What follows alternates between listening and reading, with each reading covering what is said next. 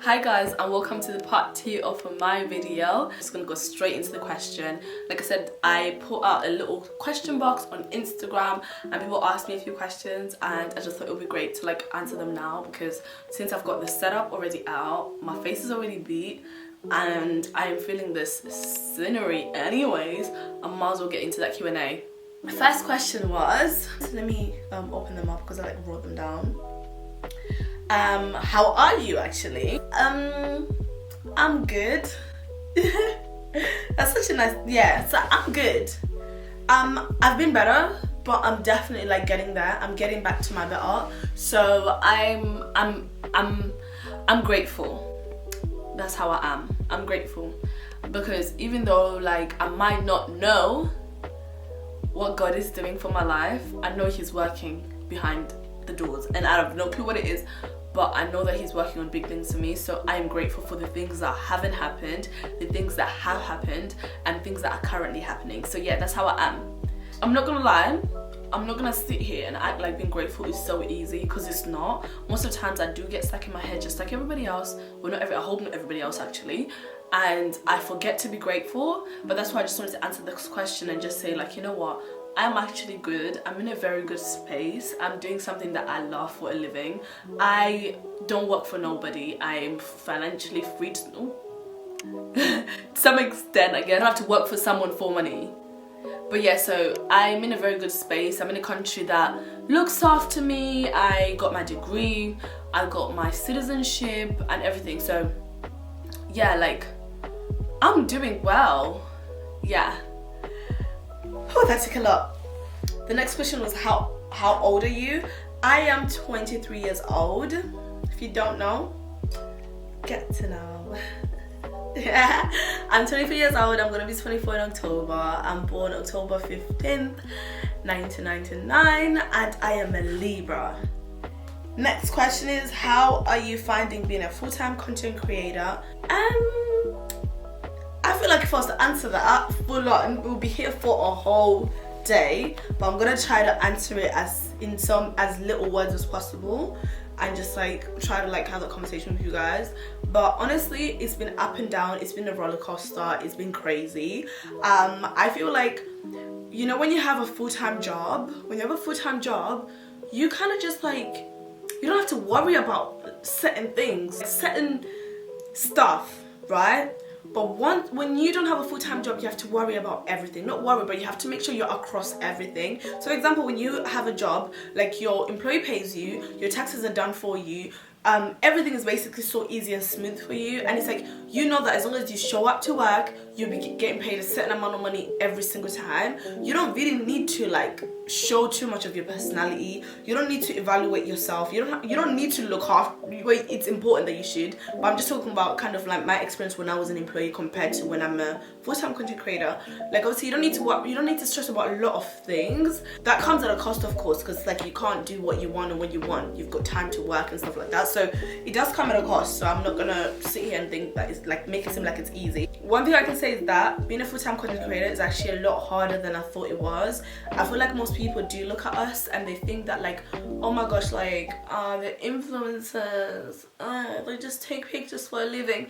No, I wish I just took pictures for a living. Like I just took pictures of anything for a living. I would have loved that job. I would have loved that job. And if that was the case with my career, then I would have been so happy with my career. But obviously I am still so grateful for it, by the way, so don't get me wrong. But I'm just saying, it's like, it's not as easy as it looks. Like most of us, we try to put it in there, we try to act like it ain't. Like you need to be organized, you need to be across everything. You are your own director, your own therapist, your own manager, your own apprentice, your own exec. Like you're constantly growing, and sometimes what happens is that like you're challenged in so many ways like you have to like try and like really reason. It's been so hard, and I had some really like low lows, and I've had some really high highs. At some point at deep down I was like, you know what, I really processed it, and I was like, you know what, like I am my job now. If I'm not okay, my job is not okay. I realized that there was a time when I wasn't doing so well, and I could tell through my content as well. And I'm pretty sure maybe if some people were like looking at my content, they'll probably clock like probably noticed like, I don't know about that, like that does not seem like her best work. Like I was literally like struggling to do little things, like just going out to take pictures. I actually went like between this January and February this year, I actually did go like 4 weeks, December and February, beginning of December and beginning of Feb, I actually did take up to like 4-6 weeks where I didn't take content. So it's just like I was finding it so hard to like get out of my head and be present with myself. And my point is, it's not as easy as I thought it was gonna be. I generally thought that when I become a full-time content creator, it's gonna be roses. I'm gonna wake up every day and I'm gonna go do Pilates, and I'm gonna wake up every day and my hair's done and I just look great, and I'll document everything, and I'll just be one of those put together people. But I am not. And that's not how it works. And some of these other influencers, maybe they actually do it, or maybe they're just fake going to do Pilates every day. It's so difficult. It's so difficult to just get rid of bad habits. It's so difficult to be able to wake up early enough to do stuff, you know, like it's so difficult to go gym consistently. Like it's not as jolly as I thought it was. But I'm not gonna sit here and act like I would take any of it back, because I wouldn't. Maybe I can do like a completely separate video to this, because I do think there's a lot of things, there's a lot of lessons, there's a lot of emotions that I've gone through since I've left my full-time job. Like I said, I would definitely not go back to my full-time job. A challenge I've found is that sometimes you can feel like you're at the favor of the algorithm. I'm not gonna lie to you, like, because I actually consult with people sometimes on their social media accounts and how they can basically make it better and improve it and stuff like that, right? I do that, and when I do it for businesses, I don't think of it like as if like it's like their Instagram being so, like, let's say engagement has gotten lower or whatever has gotten lower. I don't think of it like as if like it's a reflection of the people that work at that company. I don't think of it like the algorithm hates you. However, when it came to my own account and my engagement dropped so much in the past 6 months, like it dropped crazy, like crazy. A lot of you guys would know that I touched 100k. I got to 100,000 followers in like July, August. I'm still literally there, and I don't like I said, it's like sometimes things just change. Do you get what I'm saying? And it's like the algorithm can be a bit slower. However, what I was really struggling with was to like separating my Instagram from my self-worth. At some point I felt as if because my Instagram is not doing well, it means that I am a rubbish person, and that was like the worst thing ever, because first of all, I was lying to myself, because my Instagram is doing very well regardless of followers. It just depends on how you measure it. It's like I am still getting jobs, I still have a platform, I still have 100,000 people that follow me, and currently I've got like 14,000 on TikTok, and my YouTube subscribers are only growing. That is an audience, like people that actually want to see what I have to say. That has no reflection on who I am as a person or how capable I am. One of the reasons why my content was also like slowing down. I've been changing it, and sometimes when there's change in your platform on your Instagram, there is gonna be some sort of like hiccup. It happens to everybody, not just me. So it's the thing was like it was fine. However, I was being so hard on myself, and I still am. And I feel like this past couple of weeks is when I've actually started reasoning with myself a bit more, like quieting that voice in my head that's negative and just talking to myself properly. Like at the end of the day, I already have a platform, still have 100,000 people.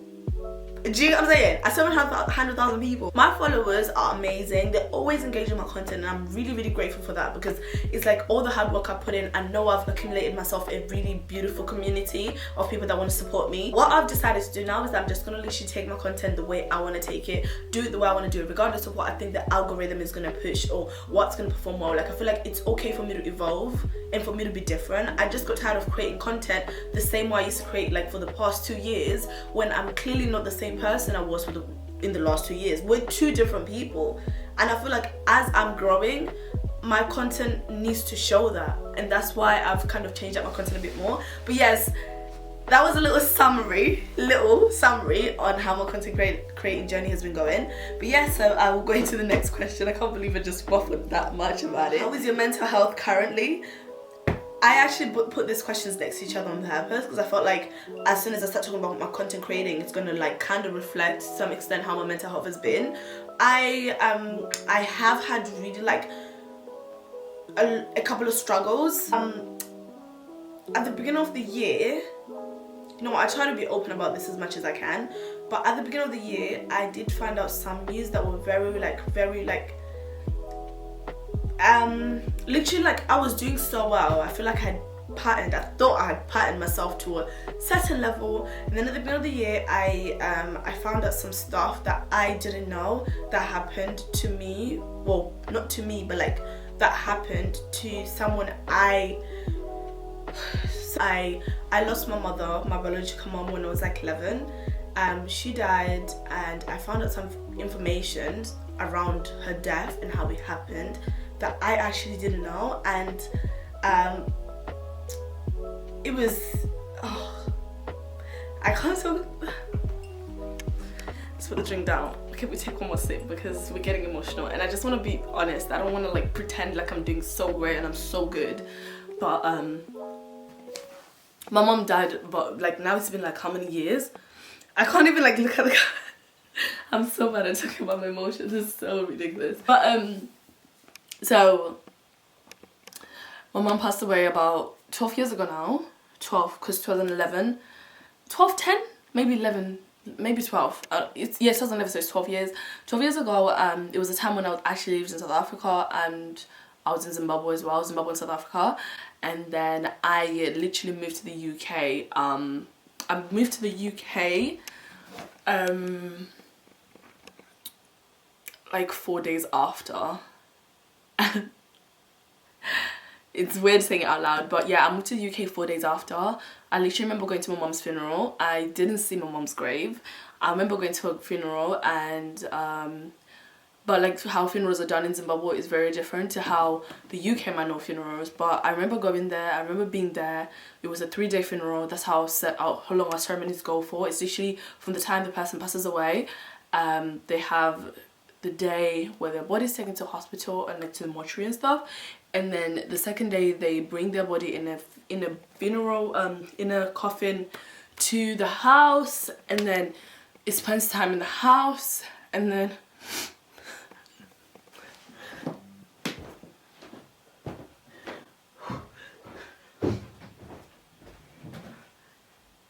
I always knew what happened. Like, I always knew that, okay, my mom was unwell, she passed away, right? But I just never knew the details of it. Like, I never knew the details of it, and I found out the details of it beginning of this year, and I'm no kidding, guys. It felt as if like she had just died. It's so weird. Guys, I'm gonna try to run through this without crying. I'm gonna try to like talk this without crying, because like every single time when I talk about it, I actually feel like I like relive the moment, and it's just like weird, but I do want to talk about it because I feel like it's part of myself that I'm only now really accepting. If anything, I just won't post it. I just won't post it. It is a lot, and I feel very like I'm like, how I feel right now, it's like I'm on YouTube with basically like, yes, you guys might be my subscribers, or you guys might have just come across my account, but we're strangers, and I am like putting my feelings out there, and I'm not really good at like talking about things that actually hurt me. But I really wanted to talk about this because I could have just said, yeah, it's been crappy, and like not really gone into detail of why it's been crappy, and don't mind that I'm not looking at the camera. I just don't, I find it harder to talk about it. But I really wanted to talk about it because it's a part of myself that I feel like I've been hiding. My friends in school did not know I lost my mom until I was like, one of my best friends was the only one that I knew when I was like maybe 16. I never spoke about it. I always like, from the moment I moved to the UK, I kind of just acted like it didn't happen, because I just thought, I don't know, I didn't act like it didn't happen. I didn't know how to act. I didn't know what to do, because it's like, my mom was a single mother, and she was, I was her only child. So it was literally just me and her. She was my everything.